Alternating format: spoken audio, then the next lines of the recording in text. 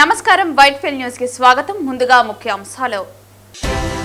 కేంద్ర రాష్ట్ర ప్రభుత్వాలు ప్రతిష్టాత్మకంగా చేపట్టిన సూపర్ జీఎస్టీ సూపర్ సేవింగ్స్ కార్యక్రమంలో కమిషనర్ ఎన్వి రమణారెడ్డి ఆధ్వర్యంలో పలమనేరు పట్టణ పరిధిలో పురపాలక సంఘం ఎదురుగా వివిధ సంస్థల ద్వారా స్టాల్స్ ఏర్పాటు. అక్రమ సంబంధం పెట్టుకుని భర్తను హత్య చేసిన కేసులో భార్య మరియు ఆమె ప్రియుడిని అరెస్టు చేసిన చిత్తూరు 2 టౌన్ పోలీసులు. అర్హులైన పేదలందరికీ ఇళ్ల స్థలాలు ఇవ్వాలి. తిరుపతి ఆర్జీఓ కార్యాలయం వద్ద సిపిఎం పార్టీ ఆధ్వర్యంలో ధర్నా వద్దకు వచ్చిన ఆర్జీఓ 6 నెలల సమయంలోపు ఇంటి స్థలాలు కేటాయిస్తామని హామీ. వార్తల్లోని వివరాలు. శ్రీ వెంకటేశ్వర వైద్య కళాశాల మానసిక విభాగం మత్తు వ్యసన నిర్మూలన కేంద్రం వారు ప్రపంచ ఆరోగ్య మానసిక దినోత్సవం సందర్భంగా వైద్య విద్యార్థులకు, నర్సింగ్ విద్యార్థులకు మరియు పారామెడికల్ విద్యార్థులకు శ్రీ వెంకటేశ్వర మెడికల్ కళాశాల ప్రిన్సిపల్, మానసిక విభాగం HOD professor Padmavati, doctor Mallikarjunarao, Rotary Club members, psychiatry association members doctor Kishore, doctor పేరోల్ యాదవ్ మరియు రోటరీ క్లబ్ వారి సౌజన్యంతో మెడికల్ కాలేజ్ పరిపాలనా భవనం నుంచి స్విమ్స్ వరకు ర్యాలీ నిర్వహించారు. మానవహారంతో నినాదాలు చేస్తూ శారీరక ఆరోగ్యం కన్నా మానసిక ఆరోగ్యం మిన్న, మానసిక ఆరోగ్యమే మహాబలం, బలమైన మనసు బలమైన ప్రపంచం, మానసిక ఆరోగ్యంగా ఉంటే ఏ పనైనా చేయగలుగుతామని దృఢ సంకల్పం మెడికల్ కాలేజీ ప్రిన్సిపల్ రవిప్రభు ఆధ్వర్యంలో నిర్వహించడం జరిగింది. ఈ సందర్భంగా ప్రొఫెసర్ రవిప్రభు మాట్లాడుతూ ప్రతి ఒక్కరూ మానసికంగా దృఢంగా ఉండాలని, ఒత్తిడిని ఆందోళనను అధిగమించాలని, అలాంటి ఆలోచనలు వచ్చినప్పుడు మానసిక నిపుణులు, వైద్యులు, కౌన్సిలింగ్ సైకాలజిస్ట్ను సలహాలు, సూచనలు వైద్యం చేయించుకోవాలని తెలిపారు.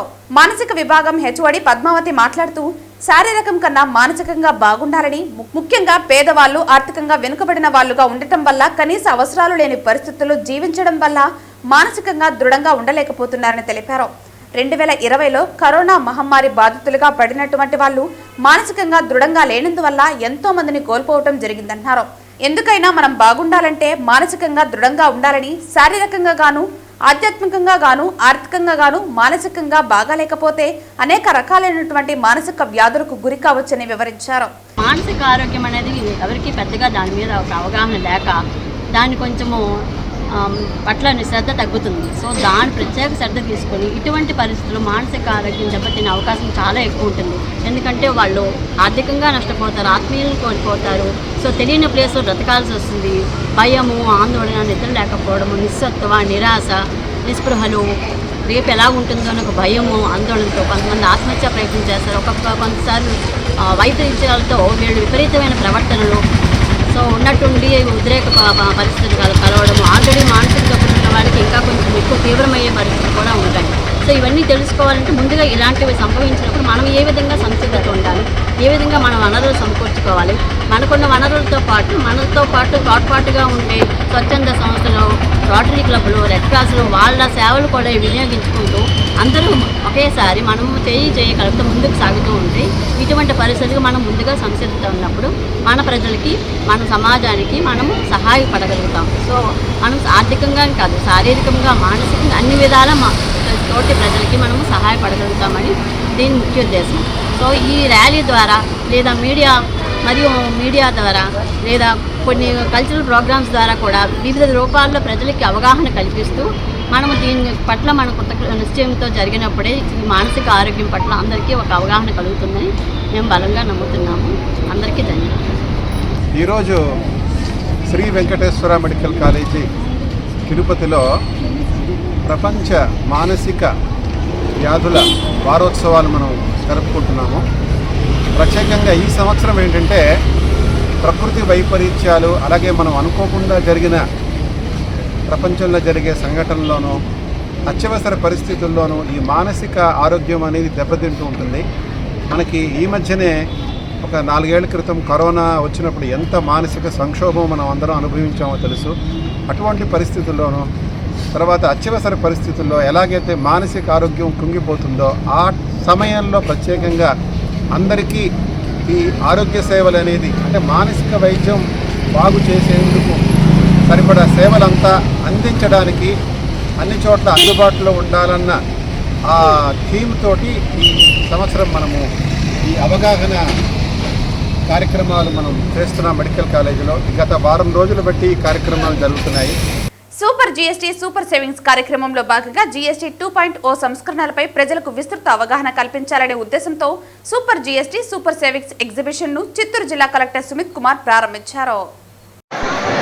చిత్తూరు హెడ్ క్వార్టర్లో బీసీ భవన్లో 2 రోజుల ఎగ్జిబిషన్ జీఎస్టీ సూపర్ సేవింగ్ సందర్భంగా ప్రారంభమైంది. ముఖ్యంగా 20 నుంచి 25 స్టాల్స్ డిఫరెంట్ కేటగిరీస్ ఎక్కువ ఉన్నాయి. Electronic items as well as kitchen items మరియు మైక్రో ఇరిగేషన్ మరియు clothing as well as LIC policy సంబంధించి కొన్ని స్టాల్స్ ఇక్కడ చూడడం జరిగింది. సో ఈ ఎగ్జిబిషన్ 2 రోజులు ఉంటుంది, ఈరోజు రేపు. ముఖ్యంగా ఈ ఎగ్జిబిషన్ ఎందుకు పెడుతున్నాము, జిఎస్టీ వల్ల ఎన్ని బెనిఫిట్స్ ఉన్నాయి, అన్ని బెనిఫిట్స్ కన్జ్యూమర్కి పాస్ ఆన్ అవ్వాలి, కన్జ్యూమర్కి రావాలి. ఇది ఒక ముఖ్య ఉద్దేశం. రెండోది, ఎవరెవరో ప్రోడక్ట్స్ అమ్ముతున్నారు, షాప్ కీపర్స్, ట్రేడర్స్, వాళ్ళు కూడా ట్రాన్స్పరెంట్గా ఏమేమి కేటగిరీలో ఏమేమి తగ్గుతుంది, 12 నుంచి 5%, 12 నుంచి 2%, మొత్తం కన్జ్యూమర్స్కి తెలియాలి, ప్రజలకు తెలియాలి. సో ఈ సందర్భంగా గత ఒక 10 రోజుల నుంచి మనం ఈ క్యాంప్స్ పెట్టున్నాము. ఖచ్చితంగా ఒకటి మనం ఏం చూస్తున్నాము, కొంచెం సేల్స్ పెరిగినాయి. రెండోది, కంప్లైంట్స్ కూడా కొంచెం తక్కువ వస్తున్నాయి. చాలా తక్కువ మంది చెప్తున్నారు వాళ్ళు బెనిఫిట్స్ ఇవ్వట్లేదు, ఆ రేట్స్ డిస్ప్లే చేయట్లేదు, వారు ప్రభుత్వ చట్టపరంగా ఎంత రావాలి అదే వాళ్ళు చేయట్లేదు. చాలా తక్కువ కంప్లైంట్స్ వస్తాయి. సో ఈ కార్యక్రమం ఇంకా సూపర్ జిఎస్టీ సూపర్ సేవింగ్ కార్యక్రమం ఇంకా ఒక 8 రోజుల జిల్లాలో ఉంటుంది. దివాళీ ముందు ఒక షాపింగ్ మీద ఉంటుంది. దీంట్లో చాలామంది ట్రేడర్స్, సాహుకార్ వాళ్ళు కూడా ఇన్వైట్ చేసేసి వాళ్ళు కూడా ప్రోడక్ట్ డిస్ప్లే చేయాలి ఒక రిక్వెస్ట్ పెట్టడం జరుగుతుంది.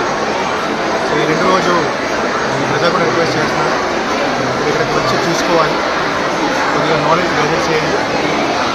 మీరు డే టు డే ఏమేమి కొంటున్నారు, ఏమేమి వస్తువులు మీరు కొంటున్నారు, మీకు ఒక అవగాహన వస్తుంది. ప్రభుత్వం నుంచి ఏమేమి చట్టాలు తీసుకురావడం జరుగుతుంది, మీరు పూర్తిగా లబ్ధి పొందిస్తారు. అదే నేను కోరుతున్నాను.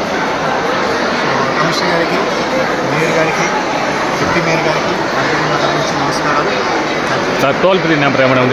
తిరుపతి జిల్లా ఎస్పీ సుబ్బరాయుడు ఆదేశాల మేరకు తిరుపతి జిల్లా పోలీసులు ఆధునిక సాంకేతిక పద్ధతులను వినియోగిస్తూ నేరాలపై కఠిన చర్యలు చేపడుతున్నారు. ఈ క్రమంలో డ్రోన్ నిఘా వ్యవస్థ ద్వారా తిరుపతి నగరంలోని ఒక ఇంటి మిద్దెపై పేకాట ఆడుతున్న వ్యక్తులను గుర్తించిన పోలీసులు వెంటనే అక్కడికి చేరుకుని వారిని అదుపులోకి తీసుకుని 11 మందిని అరెస్టు చేసి 37,000 రూపాయలను స్వాధీనం చేసుకున్నారు. జిల్లా పోలీసు శాఖ ఆధునిక పరికరాలను వినియోగిస్తూ విజిబుల్ పోలీసింగ్, సాంకేతిక నిఘా మరియు ఇంటెలిజెన్స్ ఆధారిత ఆపరేషన్ల ద్వారా చట్టవిరుద్ధ గ్యాంబ్లింగ్, మాదక ద్రవ్యాలు మరియు ఇతర అసాంఘిక కార్యక్రమాలపై ఉక్కుపాదం మోపుతోంది. జిల్లా ఎస్పీ ప్రజలకు విజ్ఞప్తి చేస్తూ ప్రజలు ఇలాంటి చట్టవిరుద్ధ కార్యకలాపాలకు దూరంగా ఉండాలని తెలిపారు. తమ పరిసరాల్లో ఏవైనా అనుమానాస్పద వ్యక్తులు లేదా కార్యకలాపాలు గమనిస్తే వెంటనే 112 నెంబర్ లేదా సమీప పోలీస్ స్టేషన్కి సమాచారం ఇవ్వాలని తెలిపారు. ప్రజల సహకారంతోనే నేరరహిత సమాజం సాధ్యమవుతుందని అన్నారు.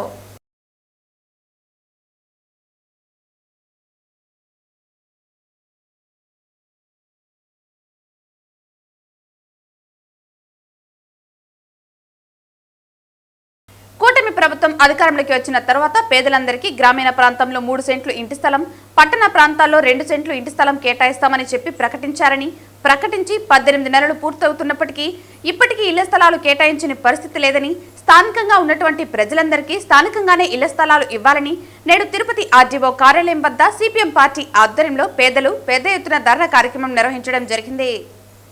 పట్టాలు ఇచ్చిన తర్వాత ఒక్కరికి కూడా స్థలాలు చూపలేదని, కూటమి ప్రభుత్వం అధికారంలోకి వచ్చిన తర్వాత పేదలందరికీ గ్రామీణ ప్రాంతంలో 3 సెంట్లు ఇంటి స్థలం, పట్టణ ప్రాంతాల్లో 2 సెంట్ల ఇంటి స్థలం కేటాయిస్తామని చెప్పి ప్రకటించారని, ప్రకటించి 18 నెలలు పూర్తయిపోతున్నా ఇప్పటికీ ఇళ్ల స్థలాలు కేటాయించిన పరిస్థితి లేదని, స్థానికంగా ఉన్నటువంటి ప్రజలందరికీ స్థానికంగానే ఇళ్ల స్థలాలు ఇవ్వాలని నేడు తిరుపతి ఆర్డీఓ కార్యాలయం వద్ద సిపిఎం పార్టీ ఆధ్వర్యంలో పేదలు పెద్ద ఎత్తున ధర్నా కార్యక్రమం నిర్వహించడం జరిగింది.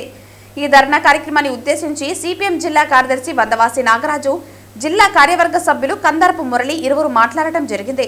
ఈ సందర్భంగా వారు మాట్లాడుతూ ప్రభుత్వాలు మారుతున్నాయని, పాలకులు మారుతున్నారని, ప్రజల యొక్క స్థితిగతులు మాత్రం ఏమాత్రం మారడం లేదన్నారు. గత ప్రభుత్వం జగనన్న కాలనీలు ఏర్పాటు చేసి పేదలందరికీ ఇళ్ల స్థలాలు ఇస్తామని, గత 5 సంవత్సరాలు జగన్మోహన్ రెడ్డి ప్రభుత్వం పేదలను ఊరించి స్థలాలు ఇవ్వకుండా ఇల్లు కట్టించకుండా పేదలను మోసం చేశారని ప్రశ్నించారు. తెలుగుదేశం కూటమి ప్రభుత్వం అధికారంలోకి వచ్చిన తర్వాతనైనా పేదల గురించి పట్టించుకుని పేదలకు న్యాయం చేస్తారు అనుకుంటే అధికార పార్టీ జెండాలు మోసిన వాళ్లకు, తెలుగుదేశం పార్టీకి పనిచేసిన వాళ్లకు తప్ప ఇంకెవరి గురించి పట్టించుకునే పరిస్థితుల్లో ఈ ప్రభుత్వం లేదని ఎద్దేవా చేశారు. అర్హులైన పేదలందరికీ ఇళ్ల స్థలాలు ఇచ్చేంత వరకు ఈ పోరాటం ఆగదని సిపిఎం పార్టీ పేదలకు అండగా ఉంటుందని తెలియజేశారు. ధర్నా కార్యక్రమం వద్దకు ఆర్డీఓ విచ్చేసి 5వ తుడా క్వార్టర్స్ దగ్గర ఇచ్చిన హామీ మేరకు అర్జీలు ఇచ్చిన వారందరినీ పరిశీలన చేసి 6 నెలల్లోపు వీలైనంత తొందరలో ఇంటి స్థలాలు ఇవ్వడానికి కృషి చేస్తామని పేదలందరి సమక్షంలో హామీ ఇవ్వడం జరిగింది. ఆర్డీఓ ఇచ్చిన హామీతో ఈ ధర్నా కార్యక్రమాన్ని విరమించడం జరిగింది. ఈ కార్యక్రమంలో సిపిఎం నగర కార్యదర్శి వేణుగోపాల్, నేతలు మాధవ్, బుజ్జి, నరేంద్ర, జయంతి, మునిరత్నం తదితరులు పాల్గొన్నారు. మేము సార్ని రిక్వెస్ట్ చేస్తున్నాం, అవుతుంది మేము కూడా సహకరిస్తాం, కలెక్టర్ గారితో కూడా మాట్లాడతాం, ఇక్కడ ఎమ్మెల్యేతో కూడా మాట్లాడతాం. మాకేం వేరే ప్రయోజనం లేదు, మేము చెప్పిన వాళ్ళు ఒక్కరికి కూడా అవసరం లేదు. ఖచ్చితంగా పేదవాళ్ళు ఆశపడుతున్నారు సార్, ఈ ప్రభుత్వం వచ్చిన తర్వాత 2 సెంట్లు వస్తుంది, మనకి ఇబ్బంది లేదు, కట్టుకుంటాం, చాలా ఏదో ఉండొచ్చు అని చెప్పేసి ఆ ఆశని నెరవేర్చి చేయండి అని చెప్పేసి మేము విజ్ఞప్తి చేస్తున్నాం. సార్ చెప్పిన దాని ప్రకారం అది మంచి ప్రతిపాదన. ఎందుకంటే మనం అనుకుంటాం కానీ మనం నాది లేదు నిధి లేదని వస్తానని లిస్ట్ వచ్చేసింది, అర్జీ లేదని చెప్పొచ్చు. సార్ చెప్పండి ఎక్సెల్ షీట్లో దాన్ని ఖచ్చితంగా తయారు చేద్దాం. ఒకవేళ ఎందుకంటే కొన్ని రాశారు కానీ కొన్ని రాయకపోయినట్టు ఎన్ని కూడా చేసి సార్కి మనం ఒక 2 రోజుల్లోనే ఆ లిస్టు మీరు కూడా అందరూ ప్రయత్నం చేసి రాసేసి ఒక ఫార్మాట్లో పేరు, వాళ్ళ భర్త పేరు, అట్లా వయస్సు, వాళ్ళ క్యాస్ట్, ఇట్లాంటివి కొన్ని ఉంటాయి, Aadhaar number, ration card number, phone number, ఇట్లాంటి ఒక కాలం తయారు చేసుకొని ఆ రకంగా ఎక్సెల్ షీట్లో తయారు చేసి ఇస్తే ఈజీగా వాళ్ళు సర్వే చేయడానికి పంపించేదానికి అవకాశం ఉంటుంది. ఈ ప్రాసెస్ అంతా కూడా సార్ చేయాలని చెప్పేసి సార్ ఉన్న సందర్భం. ఎందుకంటే ఇప్పుడు రకరకాలుగా వెళ్ళిపోతున్నారు. ఎందుకంటే సార్ 6 నెలలు అన్నారు, సార్ 6 నెలలు ఉంటారు లేదని చాలా మంది అడుగుతున్నారు. ఏం సార్ మన జేసీ గారు ఉన్నారు, జేసీ గారు వెళ్ళిపోయారు, మనం ఆశిస్తాం. అందుకని ఎంత తొందరగా లిస్టుగా తయారు చేసి ఒక ఇదన్నా ఆమోదించేసి ఇంకెవరైనా వచ్చి కూడా కాంటాక్ట్ చేసుకోవచ్చు. కాబట్టి సారు ఆ టైం అనేది 6 నెలలు కాకుండా ప్రతిపాదనలు వెంటనే వేగవంతంగా చేసి ఈ పేదవాళ్ళకి ఆదుకోవాలని, ఆ గుర్తుండే వాళ్ళందరూ గుండెల్లో గుర్తుండేట్టుగా ఈ పని చేయాలని చెప్పేసి మీ అందరి తరఫున నేను ఆర్డీఓ గారికి విజ్ఞప్తి చేస్తున్నాను. సార్ చేస్తానని కోరుతున్నాను. దొంగ ఓట్లతో ప్రజాస్వామ్యాన్ని అపహాసం చేస్తూ గద్దెనెక్కడం సిగ్గుచేటని చంద్రగిరి నియోజకవర్గం కాంగ్రెస్ ఇన్ఛార్జ్ ఐరాల లోకేష్ రెడ్డి ఎద్దేవా చేశారు. కాంగ్రెస్ జాతీయ నాయకులు రాహుల్ గాంధీ ఆదేశాల మేరకు రాష్ట్ర అధ్యక్షురాలు వైఎస్ షర్మిల పిలుపు మేరకు శుక్రవారం నియోజకవర్గ కేంద్రమైన చంద్రగిరి టవర్ క్లాక్ వద్ద దొంగ ఓట్లతో గద్దెనెక్కిన కేంద్ర ప్రభుత్వంపై పార్టీ శ్రేణులతో నిరసన వ్యక్తం చేశారు. కాంగ్రెస్ జాతీయ నాయకులు రాహుల్ గాంధీ ఆదేశాల మేరకు రాష్ట్ర అధ్యక్షురాలు వైఎస్ షర్మిల పిలుపు మేరకు శుక్రవారం నియోజకవర్గ కేంద్రమైన చంద్రగిరి టవర్ క్లాక్ వద్ద దొంగ ఓట్లతో గద్దెనెక్కిన కేంద్ర ప్రభుత్వంపై పార్టీ శ్రేణులతో నిరసన వ్యక్తం చేశారు. ముందుగా రాజ్యాంగ నిర్మాత డాక్టర్ బాబాసాహెబ్ అంబేద్కర్ విగ్రహానికి పూలమాలలు వేసి పుష్పాంజలి ఘటించారు. అనంతరం ఐరాల లోకేష్ రెడ్డి మాట్లాడుతూ ఓట్ చోర్ గద్ది చోర్ అనే నినాదంతో తమ పార్టీ శ్రేణులు నిరసన కార్యక్రమం తెలుపుతున్నట్లు పేర్కొన్నారు. ప్రజాస్వామ్యంలో ఓటుకు ఎంతో ప్రాముఖ్యత ఉందని, అలాంటి ఓట్లను దొంగతనంగా నమోదు చేయించడం, ఆ ఓట్లతోనే ప్రజాస్వామ్యాన్ని అపహాస్యం పాలు చేస్తూ గెలవటం ఎంతో బాధాకరమన్నారు. ఎన్నికలకు ముందు వైసీపీ వారు దొంగ ఓట్లు విచ్చలవిడిగా నమోదు చేసుకున్నారని, కూటమి పార్టీలు ఆందోళన చేస్తూ గగ్గోలు పెట్టాయని, తీరా గద్దెనెక్కిన తర్వాత ఆ దొంగ ఓట్ల తొలగింపును మరుగున పడేశారని విమర్శించారు. 2024 ఎన్నికలకు ముందు చంద్రగిరి నియోజకవర్గంలో 60,000 ఓట్లు పైగా అప్పటి వైసీపీ ఎమ్మెల్యే చెవిరెడ్డి భాస్కర్ రెడ్డి దొంగ ఓట్లను నమోదు చేశారని, వాటిని తొలగించాలంటూ తిరుపతి ఆర్డీఓ కార్యాలయం ముందు ప్రస్తుత ఎమ్మెల్యే పులివర్తి నాని పెద్ద ఎత్తున నిరసన కార్యక్రమాలు నిర్వహిస్తూ పెట్రోల్ పోసుకుని కూడా ఉద్యమం చేశారని గుర్తు చేశారు. తీరా ఎన్నికల అనంతరం ఎమ్మెల్యేగా విజయం సాధించిన నాని ప్రస్తుతం అధికారంలో ఉండి కూడా గతంలో నమోదైన దొంగ ఓట్లు తొలగించారా లేదా స్పష్టంగా చెప్పడం లేదన్నారు. తొలగించుంటే ఎన్ని ఓట్లు తొలగించారు, ఎన్ని చోట్ల పోలింగ్ కేంద్రాలను మార్చారనే వివరాలను ప్రతిపక్ష పార్టీలకు గానీ ప్రజలకు గానీ చెప్పాల్సిన అవసరం ఉందని డిమాండ్ చేశారు. ఈరోజు చంద్రగిరి నియోజకవర్గంలో ఓట్ చోర్ గద్దీ చోర్ అనే కార్యక్రమం మా ప్రీతమ నాయకుడు రాబోయే భావితరాల ప్రధానమంత్రి రాహుల్ గాంధీ గారి ఆదేశాల మేరకు ఓట్ చోర్ గద్దీ చోర్, ఓట్లు దొంగ గద్దె దిగు అనే నినాదంతో దేశవ్యాప్తంగా ఈరోజు ఈ కార్యక్రమం నిర్వహిస్తూ ఉంది కాంగ్రెస్ పార్టీ. అదేవిధంగా శర్మిలారెడ్డి గారి నాయకత్వంలో ఆంధ్రప్రదేశ్ ఈరోజు చంద్రగిరి నియోజకవర్గంలో మేము ఓట్ చోర్ గద్దీ చోర్ అనే కార్యక్రమంలో భాగంగా ఈరోజు చంద్రగిరి పట్టణంలో ఈ కార్యక్రమం నిర్వహించడం జరిగింది. ఈ కార్యక్రమం ప్రజల దగ్గర నుండి ఎంతో స్పందన వస్తూ ఉంది. గతంలో ఇక్కడ వైసీపీ తరపున ఒక చెవిరెడ్డి భాస్కర్ రెడ్డి అనే వ్యక్తి దొంగ ఓట్లు ఎక్కించాడని చెప్పి పలుకులు పలికిన పులిపత్తి నాని గారు 40,000 ఓట్లు దొంగ ఓట్లు ఉన్నాయని చెప్పి ఆయన పెట్రోల్ పోసుకొని ఆర్టీఓ ఆఫీస్ దగ్గర ఆ రోజు ధర్నా నిర్వహించడం జరిగింది. ఈరోజు నిజంగా ఆ ఓట్లు తొలగించారా, తొలగిస్తే ఎన్ని తొలగించారని చెప్పి బహిరంగంగా ఈరోజు వాళ్ళు ప్రజలకి, ఇక్కడ నియోజకవర్గం ప్రజలకి తెలియజేయాల్సింది ఉంది. ఈరోజు వాళ్ళు ఎమ్మెల్యేగా ఈరోజు ప్రాతినిధ్యం వహిస్తున్నారు నాని గారు. ఇక్కడ నియోజకవర్గంలో దొంగ ఓట్లు ఎన్ని ఉన్నాయి, అయితే ఎన్ని తొలగించారు, ఎన్ని అదనంగా యాడ్ చేశారు, బూతులు ఎన్ని పెంచారు, ఎన్ని కొత్త బూతులు పెంచారు, ఎన్ని బూతులు తీసేశారు అనే దాని మీద కాంగ్రెస్ పార్టీ తరఫున రాబోయే రోజుల్లో కూడా తీవ్రంగా మేము గట్టిగా పోటీ చేసి ఓటు హక్కుని ప్రజలకు తెలియజేస్తూ వాళ్ళ ఓటు వాళ్ళ ఊర్లో, వాళ్ళ గ్రామంలో, వాళ్ళ బూత్లో ఉంది లేదా అని చాటి చెప్పడంలో దాని మీద అవేర్నెస్ ప్రోగ్రాం కల్పిస్తూ మేము కాంగ్రెస్ పార్టీ ఎప్పుడు ఎల్లవేళలా అందుబాటులో ఉంటూ ప్రజలకి తెలియజేస్తామని చెప్పి నేను ధన్యవాదాలు తెలియజేసుకుంటూ, మన దేశ ప్రధాని అని చెప్పుకుంటూ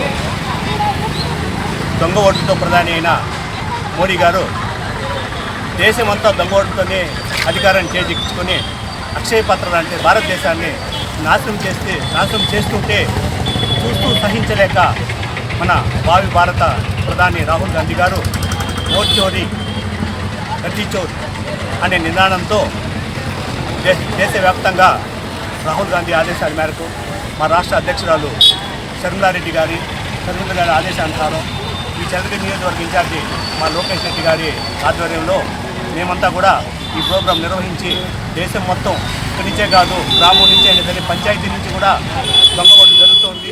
వాటన్నిటిని కూడా రాహుల్ గాంధీ గారి ఆలోచనల మేరకు మా పార్టీ తరఫున మేము ఖచ్చితంగా దీన్ని ఎదుర్కొని ఈ దొంగతనం జరిగిన ఓట్లని కూడా మేమంతా సక్రమంగా తీసుకొని నిరూపించి రాబోయే ఎలక్షన్లో ఖచ్చితంగా న్యాయపరంగా ఓటింగ్ జరిపిస్తామని ఈ విధంగా తెలియజేసుకుంటూ ఈ అవకాశం ధన్యవాదాలు తెలియజేస్తున్నాను. చంద్రగిరి ఎంబీయూ విద్యా సంస్థలో ప్రతి సంవత్సరం వైభవంగా నిర్వహించే విద్యార్థుల సాంస్కృతిక వేడుక మోహన మంత్ర కార్యక్రమం శుక్రవారం ఘనంగా జరిగింది.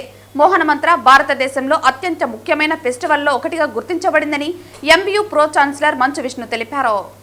తిరుపతి జిల్లా చంద్రగిరి ఎంబీయూ విద్యా సంస్థల్లో ప్రతి సంవత్సరం వైభవంగా నిర్వహించే విద్యార్థుల సాంస్కృతిక వేడుక మోహన మంత్ర కార్యక్రమం శుక్రవారం ఘనంగా జరిగింది.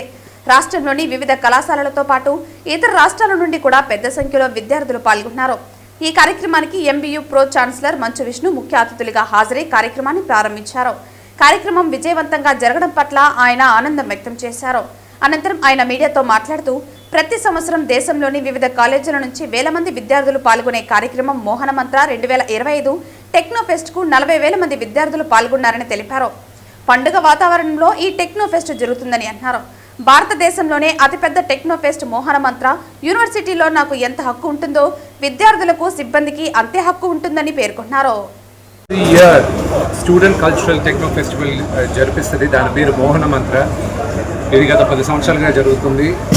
ఈరోజు దాదాపు 40,000 మంది పిల్లలు ఒక మోహన్ బాబు యూనివర్సిటీలో వచ్చిన 20,000 మంది కాకుండా మిగతా యూనివర్సిటీస్ నుంచి, మిగతా రాష్ట్రాల నుంచి, కాలేజెస్ నుంచి, మిగతా రాష్ట్రాలు యూనివర్సిటీస్ నుంచి, మన ఆంధ్ర తెలంగాణ నుంచి కూడా చాలామంది స్టూడెంట్స్ అటెండ్ అవుతారు ఈ 3 డే కల్చరల్ ఫెస్ట్కి.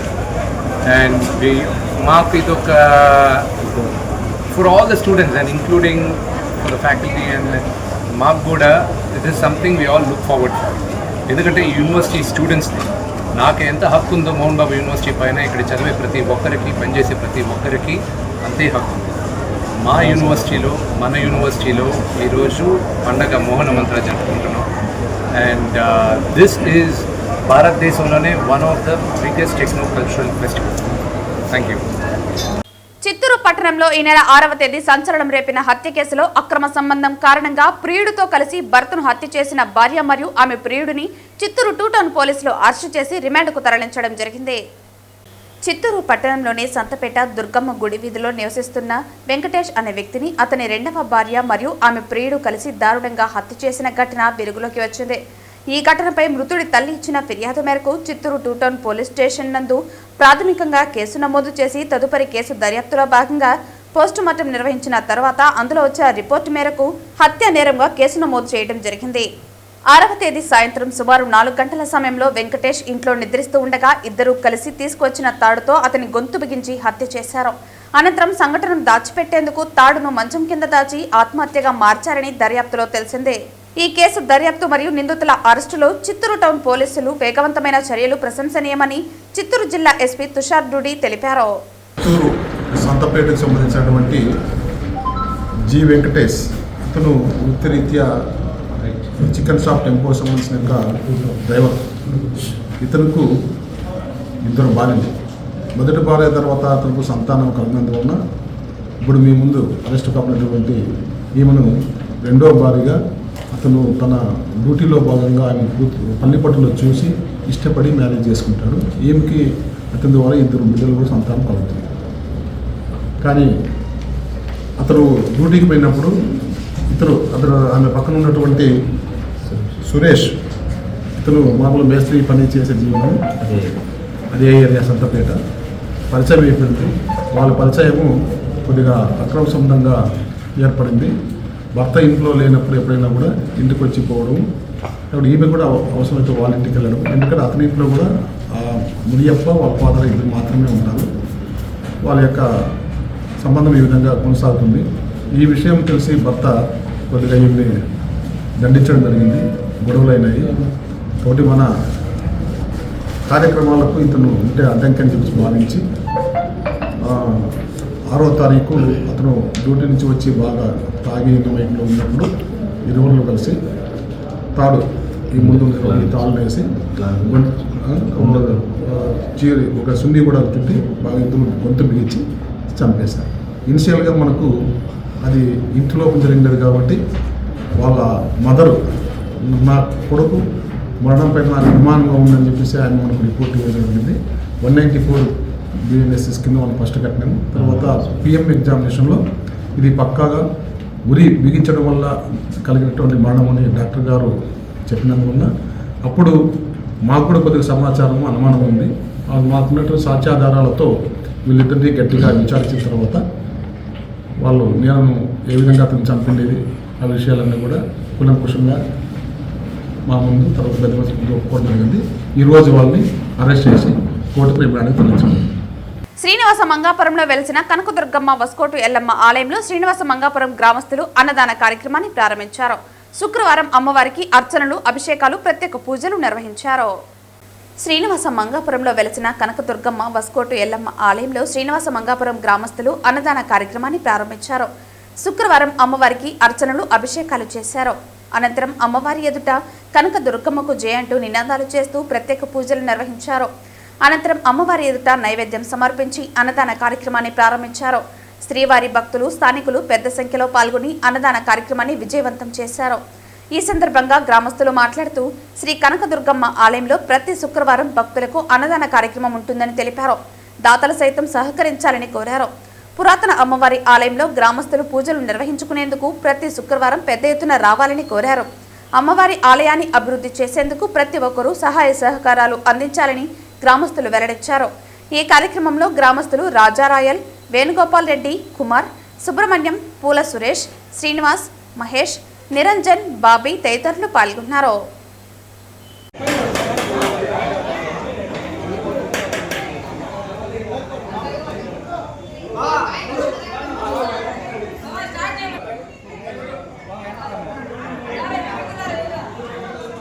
అందరూ చూడండి.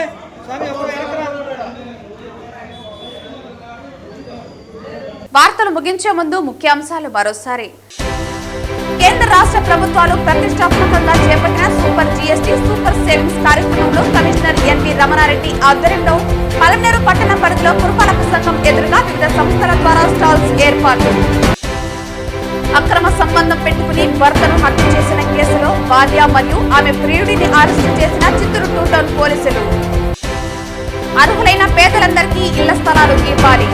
తిరుపతి ఆర్టీఓ కార్యాలయం వద్ద సిపిఎం పార్టీ ఆధ్వర్యంలో ధర్నా వద్దకు వచ్చిన ఆర్టీఓ 6 నెలల సమయంలోపు ఇంటి స్థలాలు కేటాయిస్తామని హామీ. ఈ వార్తలు ఇంతటితో సమాప్తం. తిరిగి వార్తల్లో మళ్ళీ కలుద్దాం. అంతవరకు సెలవు. నమస్కారం.